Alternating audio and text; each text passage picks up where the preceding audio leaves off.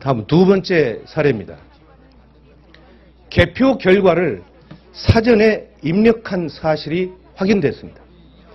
서울시 송파구 선거관리위원회는 선거일 하루 전인 2012년 12월 18일 오후 1시 11분에 개표 결과를 서버에 입력한 사실이 확인됐습니다.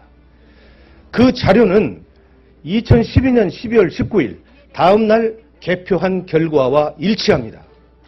어떻게 투표 하루 전날 입력한 개표 결과가 선거 당일날 투표 결과와 일치할 수 있는 것인지 이것은 도무지 납득할 수 없는 상황입니다. 세 번째 사례입니다. 개표소에서 지역선거관리위원장이 개표 선언을 하기도 전에 전국에 방송되는 선거방송에서는 개표 결과가 국민에게 방송됐습니다. 서울시 영등포구 대림삼동 제7투표구 개표 상황을 보면 영등포구 선거관리위원장이 개표 결과를 공표한 시각이 12월 20일 0시 16분이었습니다.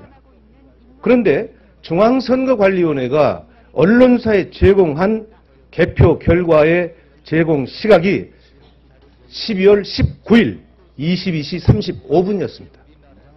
결과적으로 개표 개시 1시간 41분 전에 개표하기도 전에 중앙선거관리위원회에서는 언론사에 개표 결과를 통보함으로써 전 국민에게 개표가 개시되지도 않았는데 개표 결과를 발표하는 이런 조작의 사례가 나타났습니다.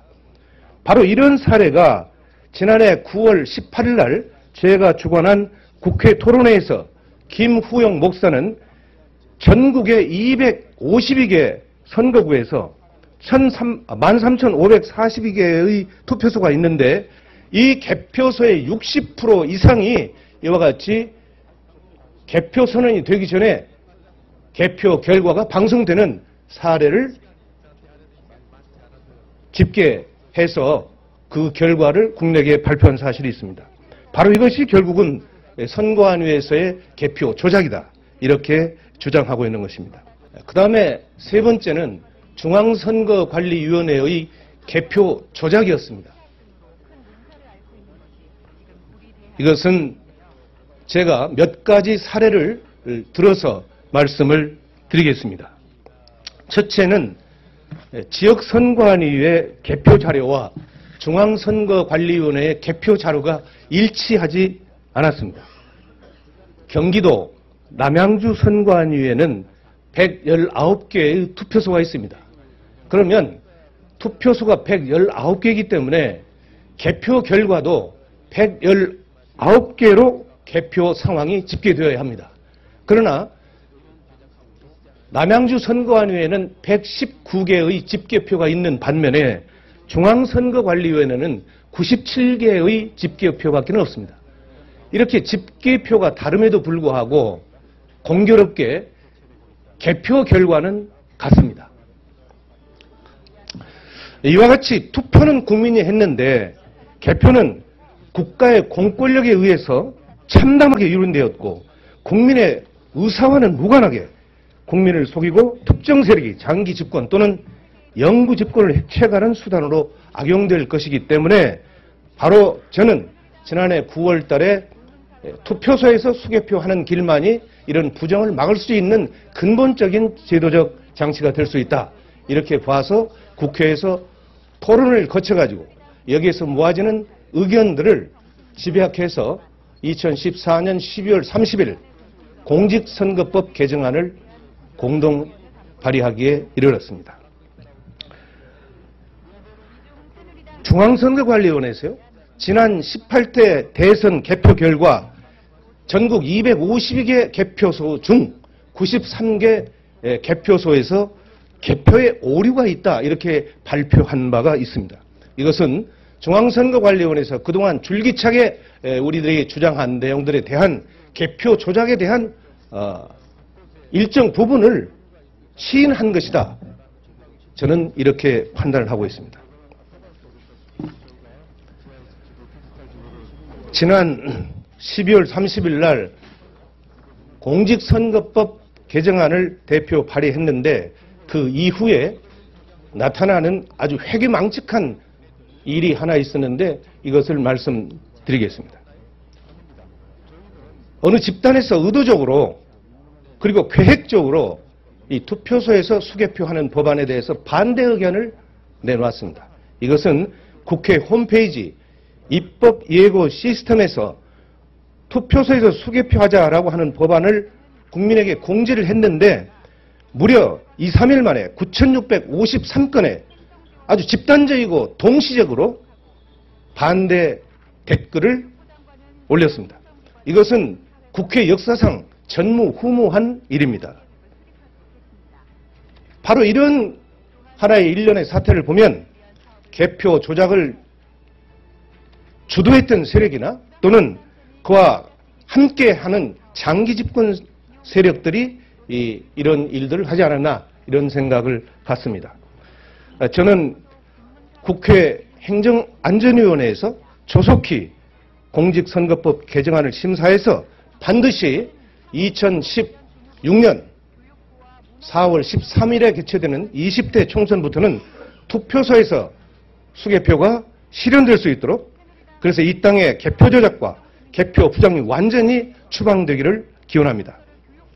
투표로 반영된 민의를 권력자들이 조작해서 정권을 찬탈하는 일이 다시는 반복되지 않기를 소망합니다. 대부분 행정처장 계시죠? 네, 나와 있습니다. 네. 선거 관련 소송은 그 심리와 재판을 할 때 소송 제기일로부터 며칠 내에 다 하도록 되어 있습니까? 신급마다 심리 기간이 지정이 되어 있습니다. 대충 6개월 정도까지가 되어 있습니다. 그렇죠. 공직선거법 제 225조에서는 180일 이내에 처리하여야 한다라고 규정하고 있습니다. 대통령 선거는 단심제죠? 그렇습니다. 그래서 대법원에서 담당을 하는 것이고 판결하면 끝이죠. 그렇게 되어 있습니다. 네. 2013년 1월 4일 날 제기한 사건 번호 2013수 18 제18대 대통령 선거 무효 소송 현재 23개월이 지났는데 왜 심리하지 않습니까? 당초 제소됐을 때의 청구원인과 다른 청구원인이 추가가 됐습니다. 그 선거 부정과 관련된 청구원인이 추가됐는데 그것은 1심 형사재판이 계속 중이어서 그 재판 결과가 나와야 이쪽 재판을 진행할 수 있어서 선거사법은요 민사와 형사가 다르지 않습니까? 그런데 왜 민사소송을 형사소송과 병합해서 합니까? 병합하는 자, 민사소송에는 선거 무효소송이 있고 당선 무효소송이 있어요. 선거 무효소송은 대한민국 국민 누구나 다 할 수 있습니다. 당선 무효소송은 후보자만이 할 수 있는 거예요. 그런데 지난 대통령 선거 때 민주당의 문재인 후보가 당선 무효소송을 제기하지 않았기 때문에 이것은 지금 공소시효가 지나서 아무런 법적 효력이 없습니다. 다만 국민이 지금 민사소송으로 선거 무효소송을 제기했고 또 형사소송을 제기해 놓고 있어요. 그런데 대법원에서 지금 2년이 다 돼가는데도 이것을 심리조차 않고 있다는 것은 이건 대단히 정치적으로 지금 판단하고 있다. 이렇게 주장을 하는데 어떻게 생각하십니까? 추가된 청구원인이 국정원 선거 개입 문제가 제기가 되어 있습니다. 그런데 그 사건이 1심에서 최근에 형사 판결이 났기 때문에 이제 진행할 수 있는 단계가 되어서 심리 촉진을 하려고 하고 있는 것으로 알고 있습니다. 이제 진행하려고 합니까? 그게 형사 사건이 사실 확정이 돼야 이쪽 사건을 진행할 수 있는 연계 관계가 있어서 미뤄두고 있었던 것으로 이해하고 있습니다. 자, 보십시오. 분명히 말씀드리지만 이건 형사사건과 별개다. 자, 보세요. 18대 대통령 선거 무효 소송의 주요 내용이 무엇인지 아시죠? 제가 하나씩 읽어보겠습니다. 새누리당의 부정선거였습니다. 윤종훈 목사의 시발단 운영과 관련된 사건으로 징역 10년형 집행유예 2년형이 확정됐습니다. 윤종훈 시발단 주도했던 사람이 그리고 국가기관이 대선에 개입했어요. 국가정보원, 국방부, 사이버사령부, 기무사령부, 통계청, 경찰청 등등이 선거 개입했다는 것은 국민이 다 알고 있는 사실입니다. 또 중앙선거관리위원회에서의 개표 조작이 있었어요. 이것은 국민적 의혹이 계속 증폭되고 있어요. 경기도 남양주 선관위 또는 서울시 송파 선관위를 비롯해서 전국적인 개표 부정 이 증거들이 전 투표구의 60% 이상 지금 나오고 있는 겁니다.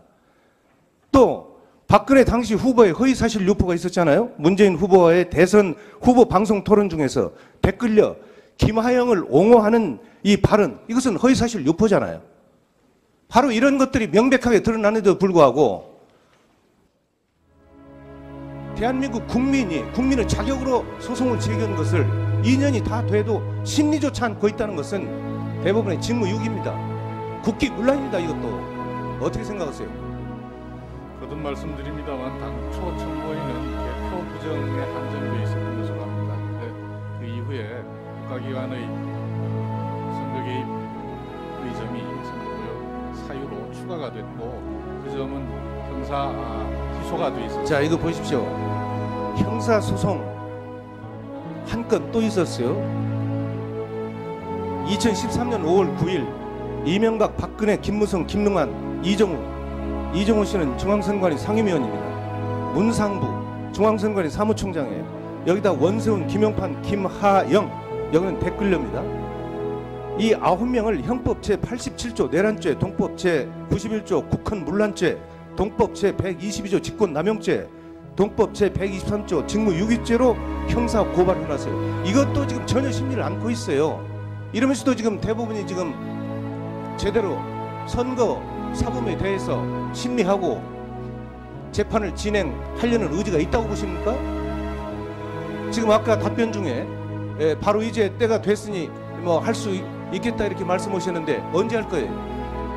1심 판결이 났으니까 당해 재판부에서 기일을 지정해서 진행하리라고 생각합니다. 그렇게 막연하게 답변하지 마시고 지금 현재 어떤 상황인데 언제 하겠다 이 국회에서 분명히 한번 답변해 보세요. 당해 재판부에서 결정할 일이라서 제가 법원행정처장 입장에서 말씀드리는 단정하기는 어렵습니다. 네, 역사는 이 모든 사실을 기억합니다. 기록합니다. 지금 이 고발인들을요 검찰에서 거꾸로 엮어가지고 지금 실형을 선고해서 현재 감옥에 있어요. 정당한 주장을 하는 국민들을 거꾸로 올개미를 씌워가지고 입을 막아버리기 위해서 지금 감옥에 넣었다 이런 얘기입니다. 우리 국민은 우매하지 않습니다. 지켜보겠습니다.